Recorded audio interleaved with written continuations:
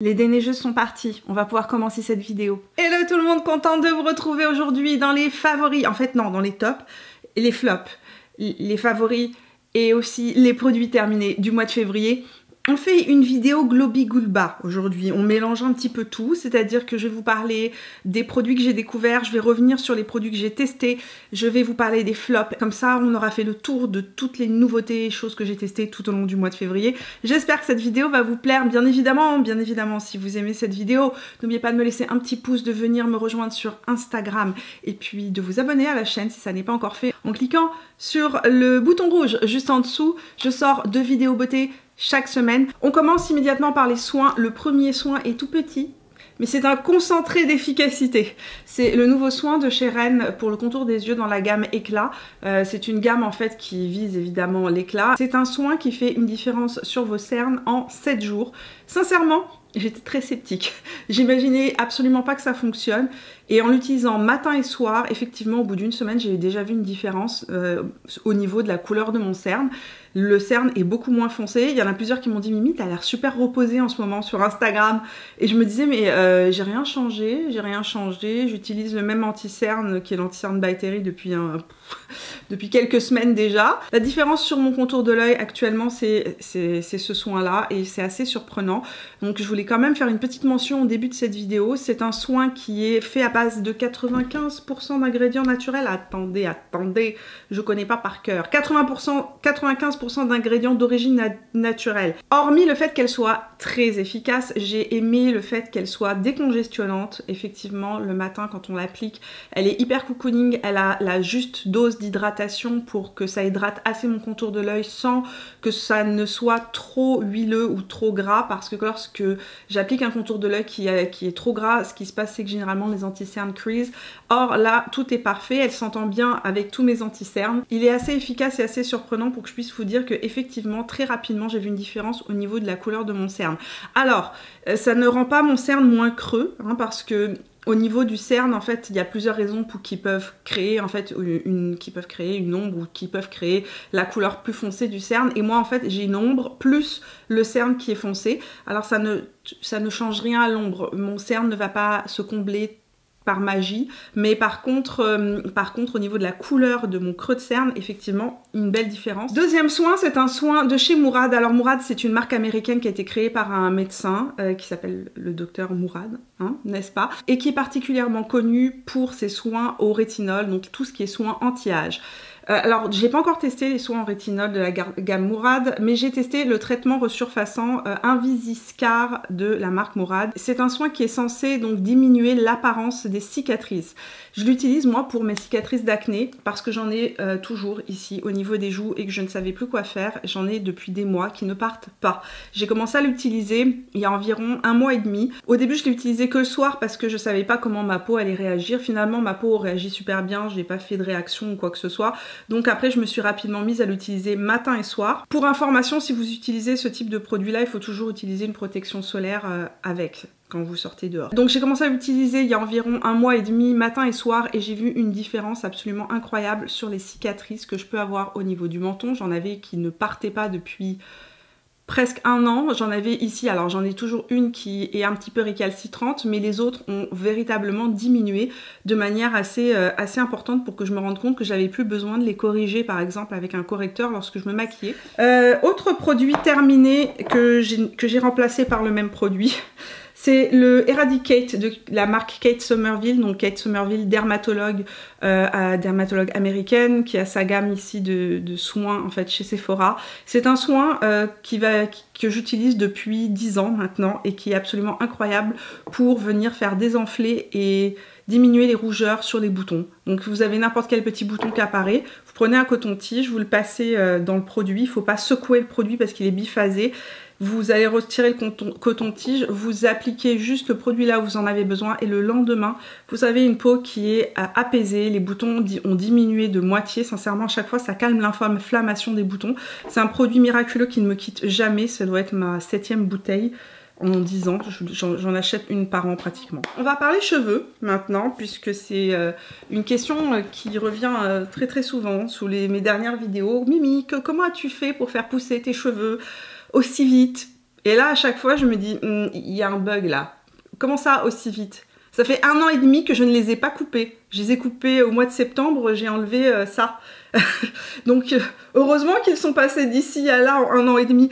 Mais donc, ils n'ont pas poussé de manière miraculeuse. Je n'ai pas pris de traitements spéciaux. J'ai juste été patiente. J'ai juste résister à l'envie de les couper à chaque fois qu'ils arrivaient au niveau du bas du cou, parce que généralement c'est à cet endroit là que je commence à m'énerver, à me dire ok, il faut que je les coupe parce que ça va pas.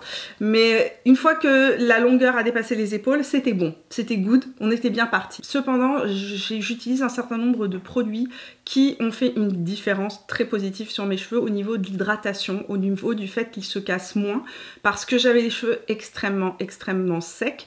Il y a 2 ans et demi de ça, j'ai décoloré complètement mes cheveux. C'était une grave erreur. Je vous le dis parce que en fait à l'époque le coiffeur que je voyais m'avait dit non ça risque rien avec Olaplex, aujourd'hui tu verras, tu auras les cheveux impeccables, on peut vraiment décolorer les cheveux. Non. On va être honnête, si on décape ses cheveux et qu'on les décolore complètement, comme ce que j'ai fait la première fois, ce qui se passe c'est que le cheveu il est abîmé, il est mort et il n'y a rien à faire. Donc ça a été un très long travail avec Dominique, ma coiffeuse actuelle, pour faire repousser mes cheveux de manière plus naturelle, tout en fondant la couleur, parce qu'il fallait que la couleur se fonde. Donc on coupait au fur et à mesure les pointes qui étaient complètement décolorées, on essayait de les sauver de différentes manières, et j'ai découvert quelques produits dont je vais vous parler maintenant, qui ont véritablement aidé mes cheveux. Alors, on va commencer par des produits terminés, enfin presque terminés. Celui-ci est complètement fini, celui-là est presque terminé. C'est la gamme Nutri-Plenish de chez Aveda qui est sortie au mois de juin au Canada. Donc, lorsque je suis passée chez Aveda au comptoir, il y avait cette nouveauté-là et la personne qui était sur place m'a expliqué que c'était une nouvelle gamme qui était faite à 96% d'ingrédients naturels et qui visait à nourrir profondément les cheveux en fonction du type de cheveux que vous avez. C'est un shampoing qui s'adresse principalement aux personnes qui ont les cheveux ondulés à friser. Donc en fait il y a 2 forces, il y a la force 1 et la force 2. Et quand j'étais chez Aveda, ils avaient vraiment un tableau et ils prenaient un cheveu, ils analysaient et ils vous disaient quel type de force vous êtes. Alors moi je suis force 1. Sincèrement, j'ai testé énormément de différents types de shampoings sur mes cheveux ces dernières années. Et ce shampoing-là est absolument génial pour donner de la nutrition à vos cheveux. Alors, c'est pas de l'hydratation, c'est de la nutrition. C'est un shampoing qui va nourrir vos cheveux et qui a véritablement aidé mes cheveux à être beaucoup plus forts, beaucoup plus sains et à pousser en fait sans se briser. Autre chose que j'adore dans ce shampoing là, c'est mon shampoing préféré pour les jours où je ne me fais pas de brushing parce qu'il donne exactement la bonne dose de nutrition à mes cheveux pour avoir de belles ondulations et de belles boucles. Un autre soin qui est absolument merveilleux si vous faites des brushings, qui est le soin que j'utilise à chaque fois que je me fais des brushings, c'est un soin de chez Kerastase qui s'appelle le Résistance extensionniste thermique.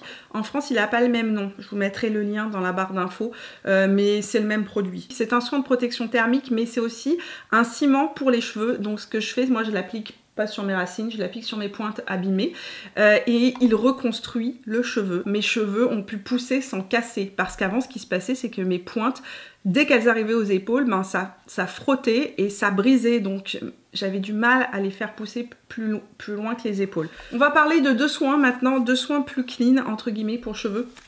Le masque hydratant Repair Time des Secrets de Loli, absolument merveilleux ce soin là. J'ai testé plusieurs produits naturels et produits clean pour les cheveux. Je suis pas satisfaite de tout ce que j'ai testé. Mais par contre, ce masque-là est absolument génial, merveilleux, hyper hydratant. C'est un masque que je laisse quand même poser assez longtemps pour qu'il ait un bel effet. Il sent bon, il hydrate les cheveux sans les alourdir. Mes cheveux sont plus brillants, plus lustrés, plus... j'ai envie de dire plus gainés, mieux hydratés. C'est un masque hydratant avec à l'intérieur du jojoba de l'huile de macadamia et de la provitamine B5. Alors je l'ai utilisé 3 fois pour l'instant, hein. Je ne l'ai pas utilisé jusqu'au bout, il n'est pas terminé. Mais à chaque fois que je l'ai mis, à chaque fois je me suis rendu compte que mes cheveux étaient super hydratés, super beaux, etc. J'ai plusieurs produits de la gamme Les Secrets de Loli. J'ai aussi acheté des shampoings Desert Essence. Il y en a un qui ne me convient absolument pas, l'autre qui me convient un petit peu mieux. Je préfère le shampoing dont je vais vous parler maintenant. Mais par contre, au niveau des Secrets de Loli, j'ai adoré le masque. Autre découverte. Alors là, on est sur un shampoing bio. qui n'existe pas au Canada. L'une d'entre vous m'a envoyé plein d'échantillons et je ne saurais comment la remercier. J'ai pu découvrir ce shampoing. Maintenant, je suis aussi très malheureuse parce qu'il n'est pas en vente au Canada.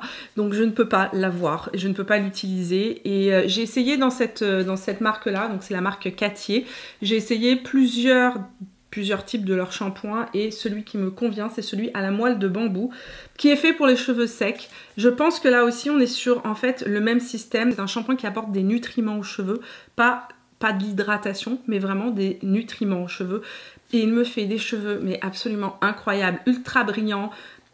Vous savez quand le cheveu il est lourd dans la main, enfin en fait, si vous avez les cheveux bouclés, vous allez comprendre ce que je veux dire là, c'est que vos boucles, elles sont bien hydratées, bien lustrées, bien définies. Ben, c'est exactement ça. Quand mes cheveux sont trop secs, généralement, mes boucles ne sont pas définies, ne sont pas belles. Et avec ça, j'ai de magnifiques boucles définies et des cheveux super brillants. Idem lorsque je me fais un brushing, mes cheveux sont magnifiques. Malheureusement, il n'existe pas au Canada, mais si vous êtes en France, franchement, courez à la parapharmacie, testez-le si vous avez les cheveux secs, il est génial. Passons à la deuxième partie de la vidéo, on va revenir sur les produits que j'ai testés. Ensuite, on parlera de produits que je ne vous ai pas montrés en vidéo, que j'ai découvert et que je surkiffe.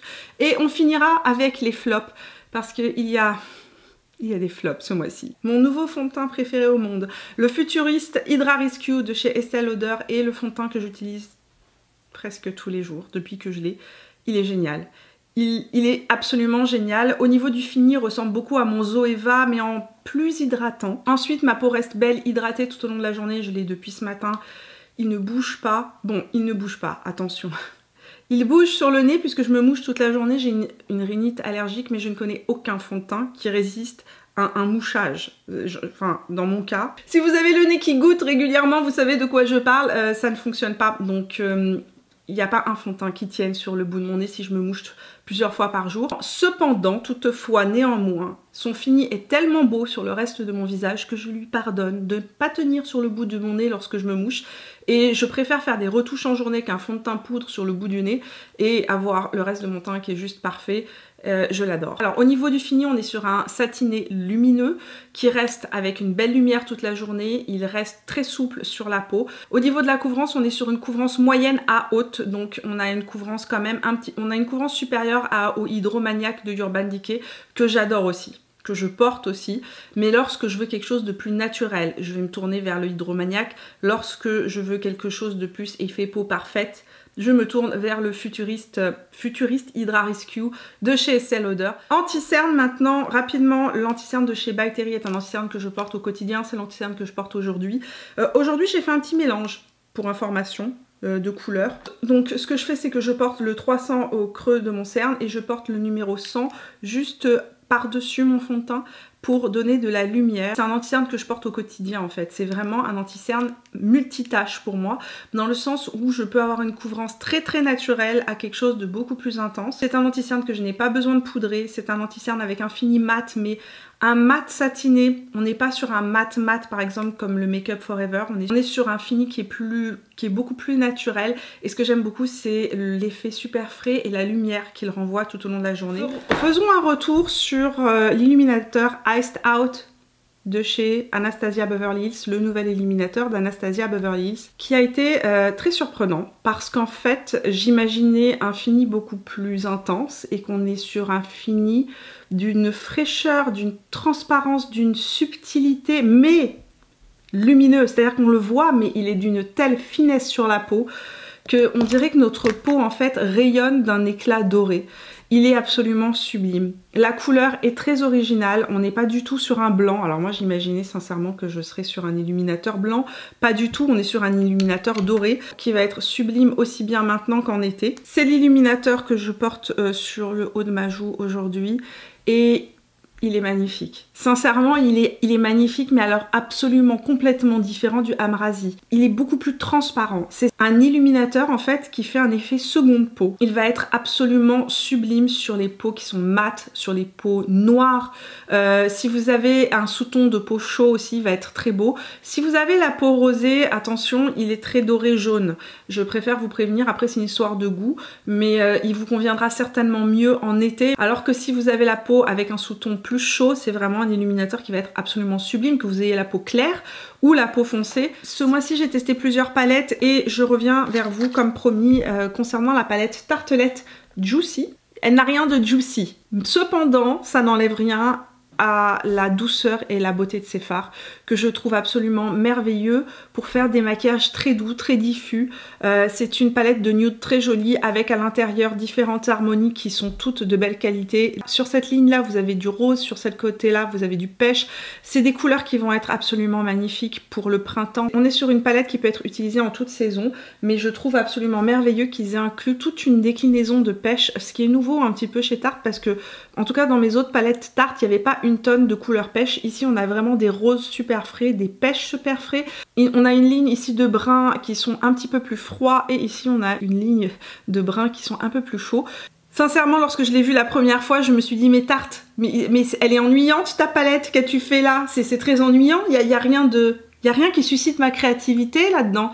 Et puis je l'ai achetée pour vos beaux yeux, pour la tester, et puis je l'ai plus quittée. Parce que au quotidien, elle est ultra facile à utiliser. Parlons maintenant de la palette que je porte sur les yeux. Donc je porte sur les yeux la nouvelle palette de chez Urban Decay qui s'appelle la Naked Wild West, qui est sortie donc il y a quelques semaines de cela au Canada. Au moment où vous verrez la vidéo, elle sera sortie il y a quelques semaines de cela. Moi je l'ai reçue avant sa sortie et j'ai pu jouer avec, et j'avais demandé à Urban Decay s'il pouvait me l'envoyer en avance parce que je savais que je pré-tournais mes vidéos. Lorsque je l'ai vue, immédiatement, j'étais amoureuse. Voilà, il lui aurait fallu beaucoup de défauts, de pigmentation et tout pour que je ne l'aime pas parce que je la trouve belle. Je trouve que les couleurs en fait viennent me chercher et ça il n'y a pas d'explication, après c'est on aime ou on n'aime pas. Je vous ai fait une revue complète sur la palette avec swatch et aussi de maquillage, donc si vous avez envie de voir la revue complète je vous la laisserai en barrette d'informations. Tout est beau, mais en particulier le fard qui est juste ici. Je suis amoureuse de ce fard, je le mets partout, je le mets avec toutes mes autres palettes et je le mets tout le temps parce qu'en fait c'est un argenté taupe et que j'ai absolument pas cette couleur dans toute ma collection. Vous enlevez le bleu canard qui est ici, ne tenez pas compte du maquillage que je porte aujourd'hui sur les yeux, les Naked sont faites pour être portées au quotidien et offrir des maquillages de style plus nude et c'est ce qu'elle propose cette palette là, mais il y a quand même deux couleurs qui la font un petit peu sortir du lot. Le packaging, je n'ai même pas, je pense que quand j'ai fait la revue, j'ai pas parlé de la beauté de ce packaging avec cet imprimé serpent à l'intérieur qui reprend en fait tout plein de couleurs arc-en-ciel. C'est vraiment beau, c'est inspiré du désert californien et à chaque fois que je l'ouvre, je voyage un petit peu, je l'aime. Je l'aime. La collection Natasha Denona là aussi qui est sortie, donc la Love Collection. J'étais pas non plus hyper emballée lorsque je l'ai vue.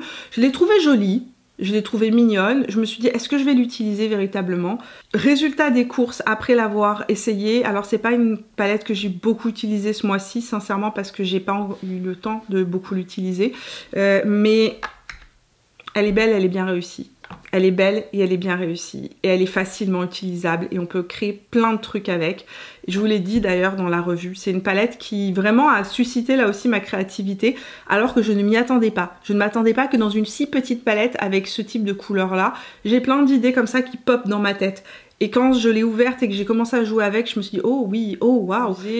Comme je vous ai dit, je ne l'ai pas énormément utilisée, mais par contre elle est de bonne qualité. Si vous aimez ce type de couleur là, bien évidemment foncez. Mon grand chouchou de cette collection, par contre, le produit que j'ai le plus utilisé, et là je ne m'y attendais pas, vous le savez, je n'aime pas les illuminateurs de Natasha. Eh bien, il faut une première à tout. La Love Cheek Duo de chez Natasha Denona, sortie en édition limitée, et bien je l'utilise au quotidien. Je suis très surprise parce que je ne pensais pas du tout que j'aimerais cet illuminateur là et il est magnifique. Je vous l'ai dit dans la vidéo où j'ai fait la revue, je vous laisse la revue juste ici, donc je vous ai fait une revue complète sur les nouveautés Natasha Denona. Si vous voulez aller voir l'application des produits, etc., vous pourrez la voir dans cette vidéo-là. Mais comme je vous l'ai dit dans la vidéo, est-ce que Subtil et Natasha Denona peuvent coïncider, cohabiter dans la même phrase? Et ça me semblait complètement impossible. Jusqu'à cette palette. Cet illuminateur-là, effectivement, est subtil. Je ne sais pas comment expliquer ça, mais oui, il est subtil. On peut véritablement avoir un effet presque diaphane sur la joue ou avoir un effet beaucoup plus intense. Le fait que à l'intérieur il y ait du rose n'est pas du tout gênant parce qu'en fait c'est un shift de couleur. C'est-à-dire que c'est un illuminateur duochrome, hein, donc il y a deux couleurs à l'intérieur. Mais la couleur principale qui ressort, c'est le doré, c'est pas le rose. Mais le rose donne un effet juste bonne mine parce que c'est ce rose-là en fait qui est repris dans l'illuminateur. Et c'est un illuminateur qui, même si on reste sur une texture qui reste quand même assez intense, hein, les illuminateurs de Natasha Denona sont des illuminateurs qu'on peut véritablement venir construire pour avoir un effet ultra intense, y compris celui-ci. Vous pouvez avoir un effet intense. Mais ce que j'aime, c'est qu'on peut aussi avoir un effet subtil, on peut avoir juste un effet voile glacé sur la joue. Et ce que j'adore, c'est qu'avec le blush, mais alors ce blush, c'est le blush bonne mine absolu. Les jours où je me mets juste du mascara le week-end, c'est le blush que je me mets presque tous les jours au quotidien lorsque je me fais pas un maquillage intense comme ce que je porte aujourd'hui sur les yeux. Quand j'ai un maquillage très léger ou même avec un maquillage plus rose comme celui-ci, ça c'est un blush coup de fraîcheur, il est super joli, mais alors d'une pigmentation absolument terrible. Donc allez-y, la main très très légère. Dans les nouveautés de chez Natasha Denona, donc ce qui est vraiment sorti du lot pour moi, c'est la palette visage donc qui s'appelle la Love Cheek Duo et les crayons à lèvres. Les crayons à lèvres sont absolument fabuleux, ils ne bougent pas de la journée, ils glissent à l'application.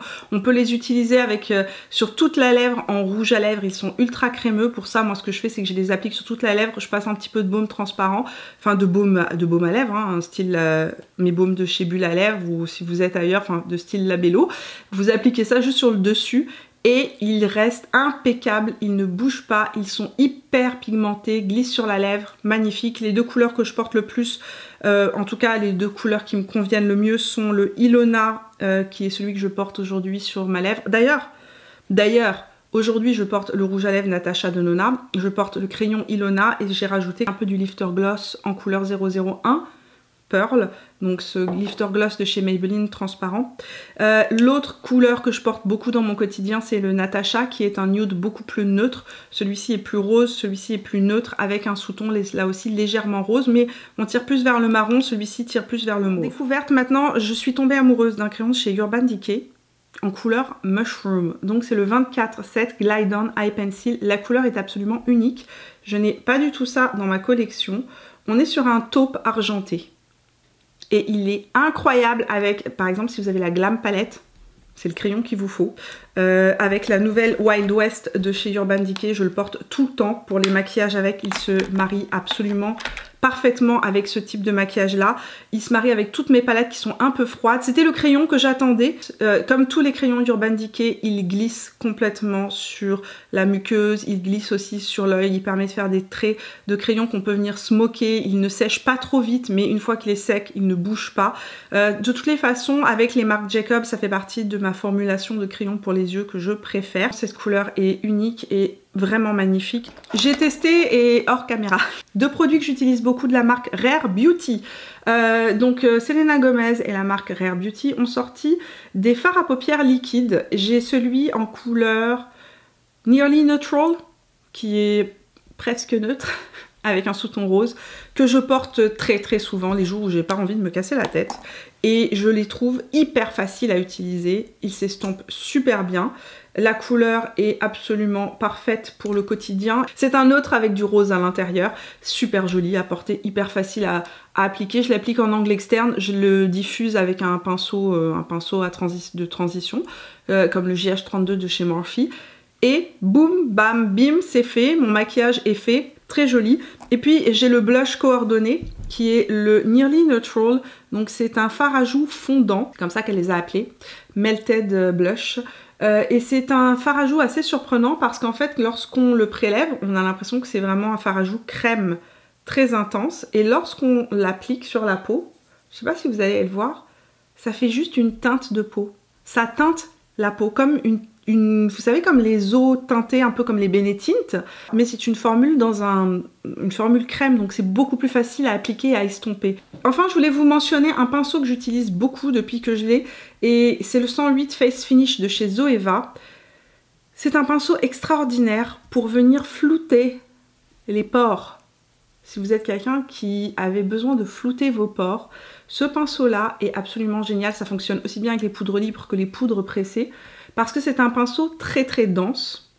Et quand on l'applique, au lieu que la poudre reste en superficie, il a, je ne sais pas quelle magie à l'intérieur de ses poils, qui fait qu'il floute.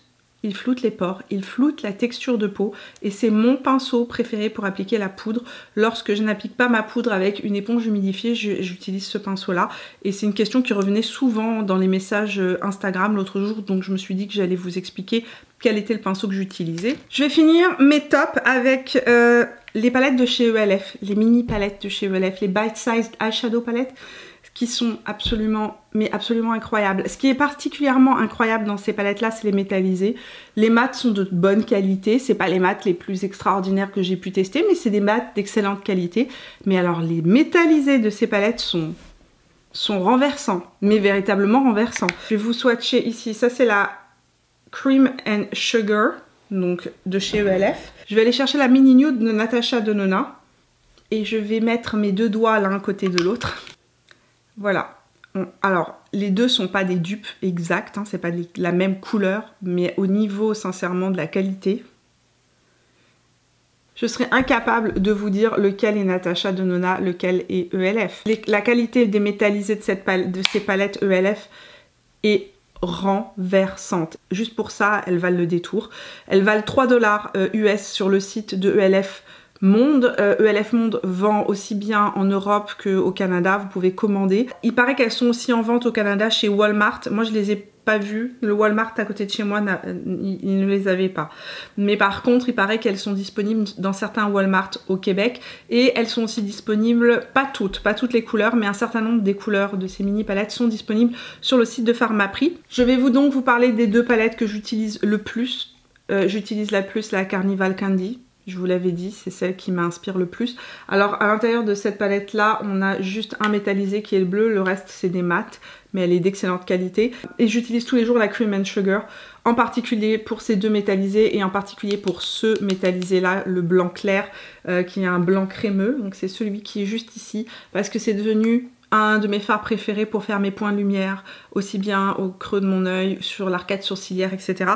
Ce qui m'a donné envie de continuer à tester la marque ELF et je referai une commande et retesterai des nouveautés. Maintenant on va parler de l'autre produit que j'ai testé chez ELF et on va passer au Blop. Donc j'ai testé les palettes, donc les Bite Sized Blush palettes. Donc on est sur la même collection avec un blush d'un côté et un illuminateur de l'autre. Là j'ai trouvé que la qualité était très aléatoire, dans le sens où certaines couleurs ne ressortent absolument pas sur ma peau et les illuminateurs, je les ai retestés. Et c'est véritablement mon glace spray de chez Maybelline qui fait toute la différence. Je les trouve très pailletés. Celui que j'utilise le plus c'est Litchi, c'est le blush que je porte aujourd'hui sur les joues. Ça reste un très joli blush qui tient bien, qui reste joli toute la journée. Cependant, comme je vous ai dit, l'illuminateur... trop pailleté pour moi, enfin je suis pas fan de ce type d'illuminateur, j'aurais préféré quelque chose d'un petit peu plus crémeux. Donc voilà, les palettes pour les yeux c'est un gros oui, les palettes pour le visage c'est un moyen, c'est un blop quoi, mi-top, mi-flop. Alors autre produit que j'ai testé ce mois-ci, le fameux mascara Sky High de chez Maybelline. Je l'ai retesté et sincèrement les mascaras, ça dépend de vos cils. Moi j'ai des cils qui sont courts, j'ai des cils qui sont droits, j'ai besoin de longueur, j'ai besoin de courbure et ce mascara là me donne de la longueur mais pas la courbure et en fait au final ça se voit pas tant que ça parce que justement j'ai pas de courbure. Donc c'est pas un mauvais mascara, je l'utilise, hein. Je le trouve quand même très joli pour des maquillages un peu plus naturels en fait. Mais lorsque je veux vraiment de la courbure, c'est vers le Lash Sensational que je me tourne et je regrette qu'il ne me donne pas de courbure, j'aurais bien aimé un peu plus de courbure. En fait ce que j'aurais aimé c'est d'avoir la formule du Sky High avec la brosse du Lash Sensational pour avoir véritablement ma courbure et ma longueur et ma définition et les deux en un. Donc Maybelline, si vous passez par là, vous pourriez me créer un petit produit qui s'appellerait le mascara Mimi et dans lequel on mélangerait les deux, ce serait super. Merci Maybelline. On va finir avec un énorme flop. Un flop qui m'a coûté 56 $ plus taxes. J'avais beaucoup d'espoir. J'avais énormément d'espoir et mes espoirs ont été très déçus. J'ai acheté le nouveau fond de teint de chez Huda Beauty. Le fond de teint donc, qui s'appelle le Faux Filter Luminous Matte, qui est une réinterprétation du premier Faux Filter. Donc effectivement, il n'y a plus d'odeur. Alors là, si le seul problème que vous aviez avec le Faux Filter, c'était son odeur terrible, intense de parfum à la rose, vous n'aurez pas ce problème-là. Celui-ci est absolument sans odeur, ce qui est déjà un gros plus. Maintenant, il est censé tenir. Et ce fond de teint ne tient absolument pas sur ma zone T, il n'y a rien à faire. Il devient keki, il marque ici au niveau de l'arête de mon menton. Il marque mes pores, il migre. Il me fait la même chose que le premier. Alors c'est un fond de teint, si je veux l'utiliser, je dois le mélanger avec par exemple mon Peach Perfect de chez Too Faced, qui est un fond de teint qui ne bouge absolument pas sur ma peau, pour que à ce moment-là, il reste sur ma zone T. Mais tout seul, ça va pas. Tout seul, il me marque les pores, il migre, franchement, sur la partie huileuse de mon visage, je ne sais pas, il ne tient absolument pas. C'est-à-dire que si je fais ça, je pose ma main sur mon menton, le fond de teint part avec ma main. Et ici, je me retrouve avec des trous vides sur le menton. Et si je le poudre, si je viens vraiment faire un baking, ce qui se passe, c'est qu'il me fait des grumeaux. Il s'amasse. Et il devient super keki, c'est pas joli, c'est pas frais. Et puis il est un peu trop couvrant pour moi, je pense que je suis passée à un autre stade de ma vie actuellement. J'aime bien les couvrances quand même plus naturelles, même si par exemple j'utilise le Futurist de Estée Lauder qui a quand même une très haute couvrance. C'est une couvrance haute mais qu'un fini assez naturel. Là on voit que vous avez du fond de teint sur le visage. C'est-à-dire que ça fait vraiment un effet, effectivement peau parfaite, mais on voit qu'on a du fond de teint. Et donc c'est pas une couvrance qui me convient actuellement, en tout cas c'est pas ce que j'aime actuellement, donc un flop, il ne me convient pas. Voilà, ça veut pas dire qu'il ne va pas vous convenir, ça ne veut pas dire qu'il sera pas beau sur vous, ça veut dire que sur moi il est pas beau, tout simplement. Voilà, on a terminé cette vidéo. Merci d'être resté avec moi jusqu'au bout. J'espère qu'elle vous a plu. Si c'est le cas, n'oubliez pas de me laisser un petit pouce. Dites-moi dans les commentaires quels sont vos tops et vos flops à vous ce mois-ci. Quelles sont vos flopitudes totales et vos top du mois de février. Partagez-moi vos découvertes. Nous, on se retrouve tout au long de la semaine sur Instagram. Et puis, si vous n'êtes pas encore abonné à la chaîne, vous pouvez le faire en cliquant sur mon visage. Là où il apparaîtra, je sors 2 vidéos beauté chaque semaine, le mercredi et le vendredi. Je vous fais plein de bisous. On se retrouve très bientôt pour de nouvelles aventures. Jusque-là, portez-vous bien. Ciao!